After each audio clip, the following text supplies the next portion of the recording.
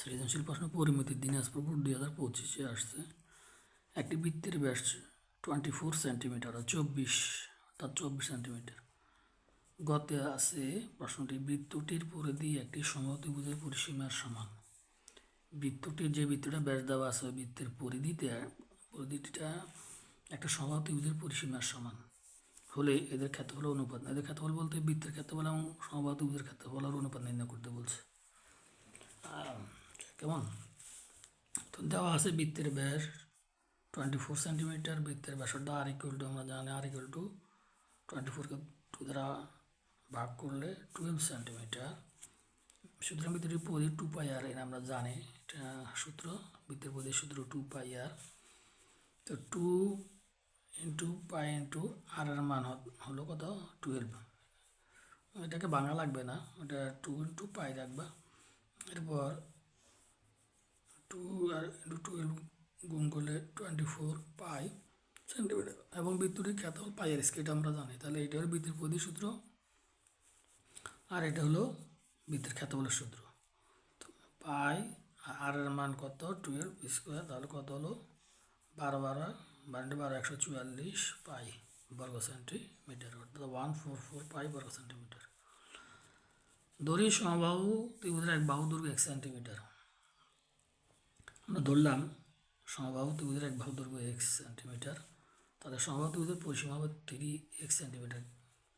কারণ সমবাহু ত্রিভুজের 3টি বাহু পরস্পর সমান, বাহু 3টা, এই কারণে এক বাহু দৈর্ঘ্য জানা থাকলে ওই বাহু দৈর্ঘ্য 3টা গুণ করলে ত্রিভুজের পরিসীমা পাওয়া যায় 3x সেন্টিমিটার।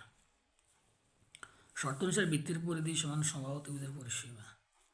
বৃত্তের পরিধি এবং আর সমবাহু ত্রিভুজের পরিসীমা।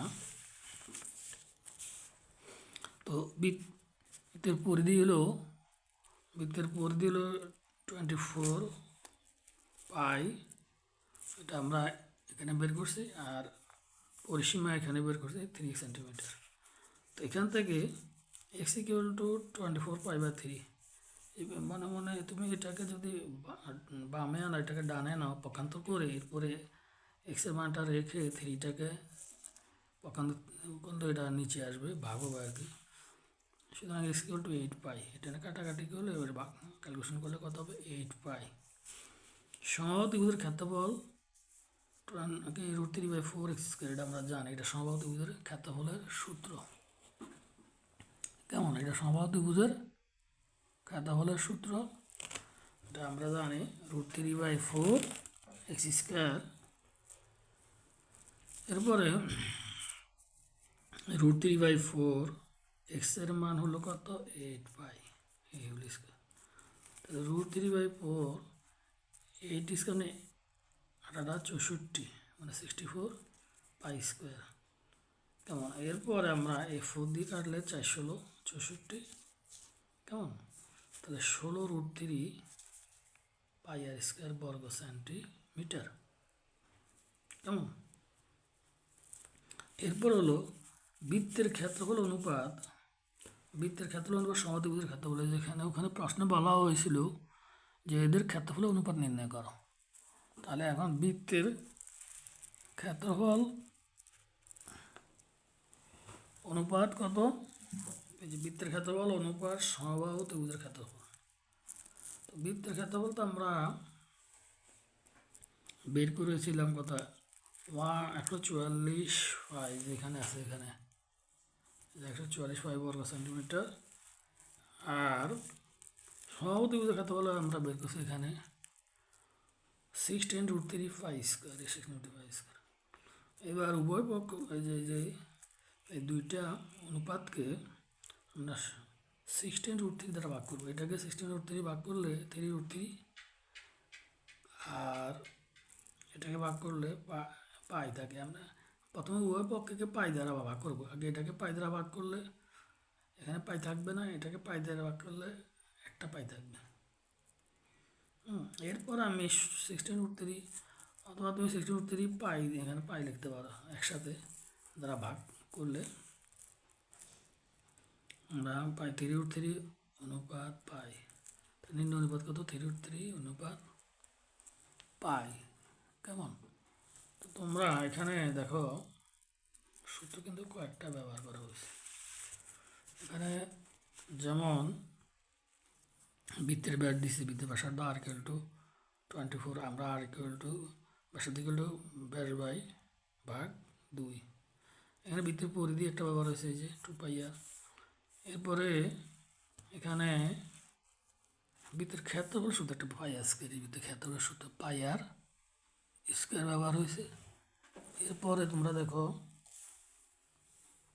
এখানে এসে দেখো যে বৃত্তের এক বাহুর দৈর্ঘ্য এক্স আর বৃত্তের পরিসীমা হলো 3x, যেহেতু সমদ্বিভুজের প্রত্যেকটি বাহু পরস্পর সমান, এই কারণে এখানে বৃত্তের পরিধি সমান সমদ্বিভুজের পরিসীমা। এখানে যেহেতু প্রশ্নে বলা হয়েছে যে বৃত্তটির পরিধি একটি সমদ্বিভুজের পরিসীমার সমান, এই কারণে এখানে বৃত্তের পরিধি সমান সমদ্বিভুজের পরিসীমা লেখা হয়েছে।